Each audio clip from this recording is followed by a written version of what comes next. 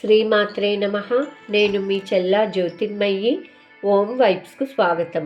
ఈ వీడియోలో ఆదిశంకరాచార్యుల వారు తిరుచెందూరులో రచించినటువంటి సుబ్రహ్మణ్య స్వామి వారి భుజంగ ప్రయాత స్తోత్రం గురించి వివరించే ప్రయత్నం చేస్తాను. వ్యాస మహర్షి రచించిన స్కంద పురాణం ప్రకారం పూర్వం తారకాసురుడు అనే రాక్షసుడు 3 లోకాల్ని వేధించేవాడు.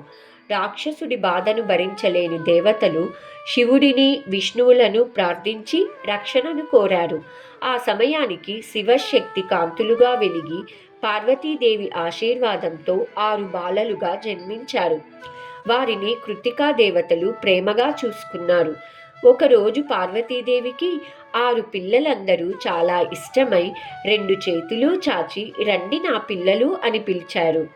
6 మంది పిల్లలు పరిగెత్తి అమ్మ ప్రేమలో వారు వెలుగులాగా కలిసిపోయి ఏకరూపమైన సుబ్రహ్మణ్యేశ్వర స్వామిగా మారిపోయారు. ఆ తరువాత పార్వతీదేవి శక్తివేలు అనే దివ్య ఆయుధాన్ని సుబ్రహ్మణ్యేశ్వర స్వామికి ఇచ్చారు. ఆ ఆయుధంతో తారకాసురుడిని బాల్యంలోనే వారు వధించారు.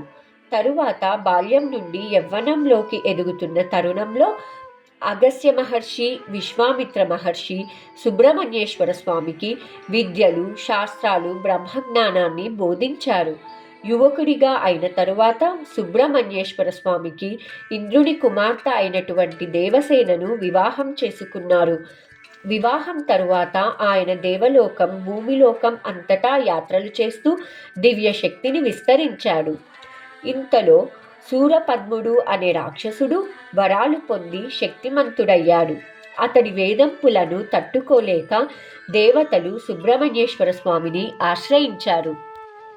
తరువాత సుబ్రహ్మణ్యేశ్వర స్వామి శూరపద్ముడు ఇప్పుడు తమిళనాడు రాష్ట్రంలోని తిరుచెందూరు నగరంలో ఉన్నాడని తెలుసుకొని యుద్ధాన్ని ప్రకటించాడు.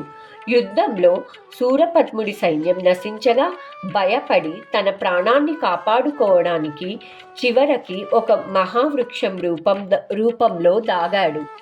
స్వామి తన దివ్య దృష్టితో ఆ రూపాన్ని గుర్తించి పార్వతీదేవి ప్రసాదించిన శక్తివేల్ ఆయుధాన్ని ఉపయోగించి వృక్షాన్ని 2 భాగాలుగా చీల్చాడు. ఒక భాగం మయూరం, మరొక భాగం కోడి రూపం అయ్యింది. మయూరం స్వామి వాహనం పెట్టుకొని కోడి రూపంను తన పతాకంపై పెట్టుకున్నారు. శూరపద్ముని సంహారం అయిన తరువాత దేవతలు ప్రార్థించగా సుబ్రహ్మణ్య స్వామి తిరుచెందూరులో కొలువై ఉన్నారని తమిళ కంద పురాణం మరియు స్థానిక కథనంలో చెప్పబడింది. సుబ్రహ్మణ్యేశ్వర స్వామి తీరక్షేత్రంగా ప్రసిద్ధి పొందిన తిరుచెందూరుకు ఆదిశంకరాచార్యులు చేరుకున్నారు. అక్కడ దేవాలయం, శాంతిమయమైన వాతావరణంలో వారు కొంతకాలం ధ్యానం చేశారు.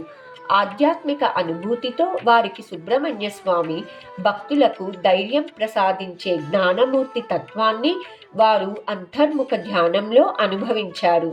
ఆ అంతర్ముఖ ధ్యానం చేస్తూ వారు సుబ్రహ్మణ్యేశ్వర స్వామి భుజంగ ప్రయాత స్తోత్రాన్ని రచించారు. భుజంగ ప్రయాత అంటే పాము నడిచేలా వంగిన ఒక ప్రత్యేకమైన ఛందస్సు అనే అర్థం వస్తుంది. మన వెన్నముక్క కూడా కొంచెం పాము వంగినట్టే ఉంటుంది. భుజంగ ప్రయాత స్తోత్రం చదివితే మనసు నెమ్మదిగా ప్రశాంతంగా మారుతుంది.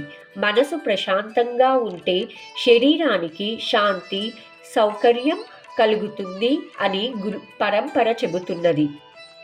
ఆదిశంకరాచార్యులు శిష్యులకు భుజంగ ప్రయాత స్తోత్రం పఠించడం ద్వారా మనసు స్థిరపడుతుందని, రోగాలు, భయాలు అధిగమించగలరని చెప్పారు. ఈ స్తోత్ర పఠనంలో సుబ్రహ్మణ్యేశ్వర స్వామి కృపను, శక్తిని అనుభవించవచ్చని చెప్పారు. ఇప్పుడు భుజంగ ప్రయాత స్తోత్రం విందాం. సదా బాలరూపాపి విఘ్నాద్రిహంత్రి మహాదంతి వక్త్రాపి పంచాస్యమాన్య విదీంద్రాదిమృగ్యా గణేశాభిధామే విదత్తం శ్రియం కాపి కళ్యాణమూర్తి. न जानामि शब्दं न जानामि चार्धं न जानामि पद्यं न जानामि गद्यं चिदेकाषडस्य हृदि द्योतते मे मुखानि सरन्ते गिरिश्चापि चित्रम् मयूरादिरूढं महावाक्यगूढं मनोहारिदेहं महाचित्तगेहं महीदेवदेवं महावेदभावं महादेवबालं భజే లోకపాలం. ఇలా ఈ స్తోత్రం 30 శ్లోకాలతో ఉంటుంది. భక్తులు వీటిని చదివి ధర్మ మార్గంలో నిలబడగలరని ఆదిశంకరాచార్యుల వారు బోధించారు. ఇంతటితో ఆదిశంకరాచార్యుల వారు రచించిన సుబ్రహ్మణ్య స్వామి భుజంగ ప్రయాత స్తోత్రం సంపూర్ణం. సర్వే జన సుఖినో భవంతు. మరొక వీడియోలో ఆదిశంకరాచార్యుల వారి మరొక పర్యటన విశేషాలు గురించి తెలిపే ప్రయత్నం చేస్తాను. అందరికీ శుభం జరగాలని కోరుకుంటూ మీ చల్లా జ్యోతిర్మయి.